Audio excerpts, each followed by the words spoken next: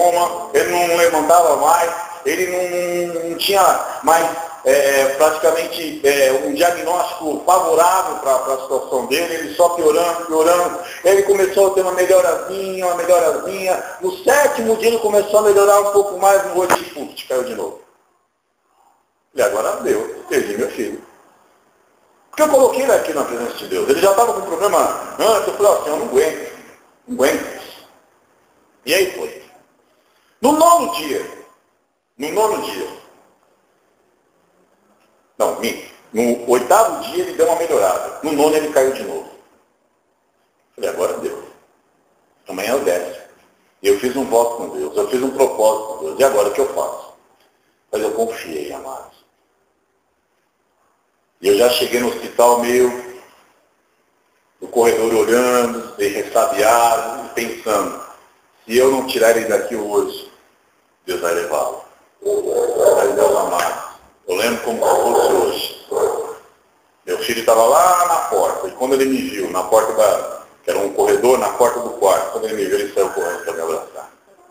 Ele estava de alta. Nós não somos super-heróis.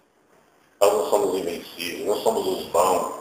Eu não sou o pregador, o bom, sabe, o melhor. Isso não existe. Mas eu tenho um Deus que é um verdadeiro super-herói na nossa vida. Deus não te chamou para ser super-herói. Deus te chamou para ser servo. E quando você se coloca como servo, Ele sim te faz um super-herói na sua vida. Amém? Terceira coisa. Aprende isso. Você não é o único a ter dificuldade. É que às vezes a gente passa por problema e a gente fala para meu Deus, por quê? Parece que Deus olha para mim e chora, né? Ai, meu problema é o maior do mundo, meu amado. Você não é a única pessoa na face da terra a passar por problemas. Você não é a única pessoa na face da terra a ter dificuldade. Você não é a única pessoa na face da terra a ter dúvidas sobre a vida. Você não é a única pessoa na face da terra a ter incerteza sobre como será o seu amanhã. Você não é a única pessoa na face da terra a viver essas contradições.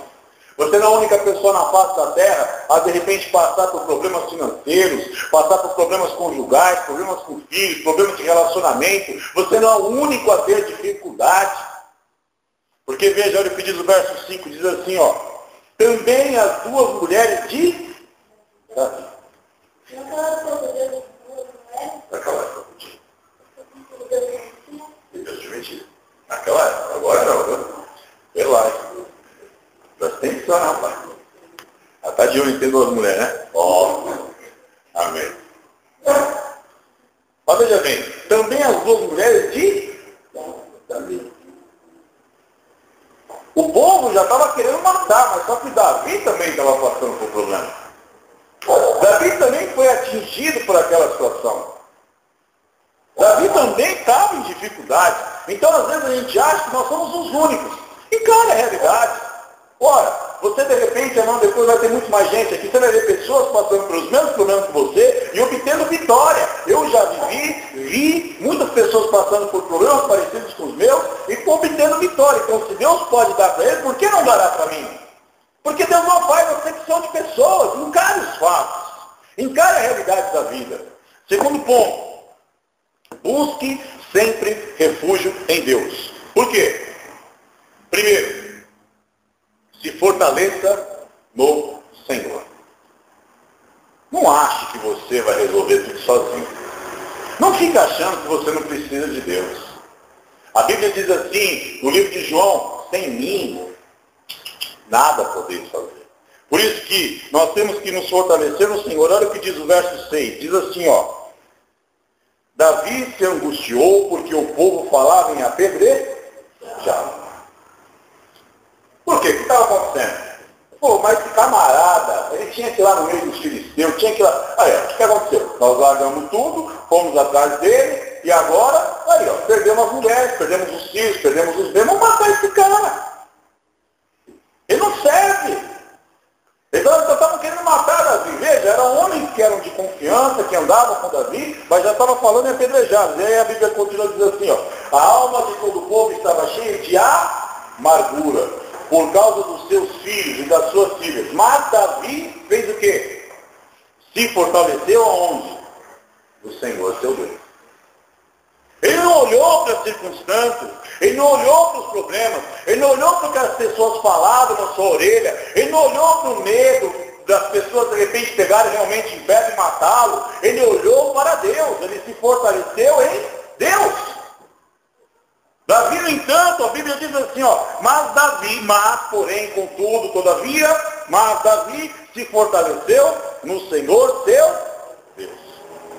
Não importa, quer falar? Fala. Quer criticar? Critica. Quer dizer? Diga. Faça o que quiser. Ameace, jogue pedra, faça o que quiser. Mas eu vou confiar e vou me fortalecer em Deus.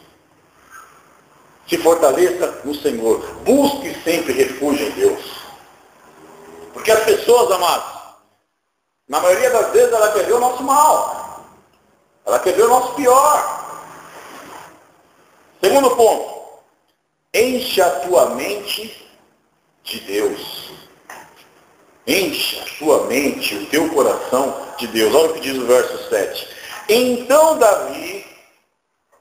disse Davi a Abiatar, o sacerdote, filho de Aimeleque, traze-me aqui a estola sacerdotal. Abiatar trouxe a estola sacerdotal a Davi. O que quer dizer a estola?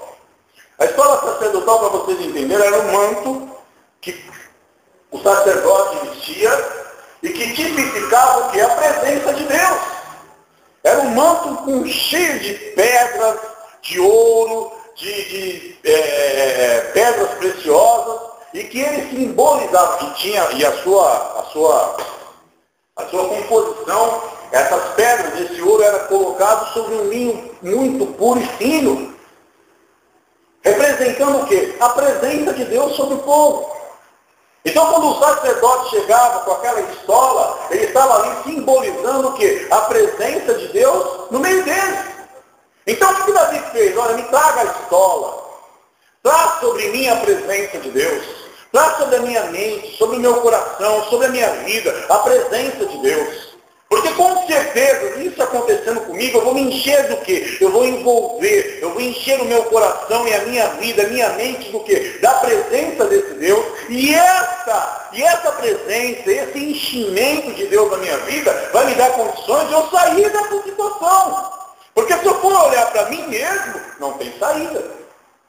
Porque o que Davi faria? Ele errou. Os homens que estavam com ele queriam matá-lo. Ele só tinha um refúgio, Deus. E na hora que nós mais precisamos, meus queridos, vocês podem correr para onde vocês quiserem, podem fazer o que vocês quiserem, podem procurar as pessoas que vocês quiserem, mas no fundo, só quem pode nos libertar as nossas vidas, nos dar vitória, é a presença de Deus. E Davi entendia isso. E Davi tinha uma relação com Deus. Mesmo tendo errado, ele sabia disso. Ele encarou os fatos, mas ele buscou refúgio em Deus. Terceiro ponto sobre isso, diz assim, busque a resposta de Deus e caminhe sobre ela. Tá certo? Diz assim, olha o que diz o verso 8.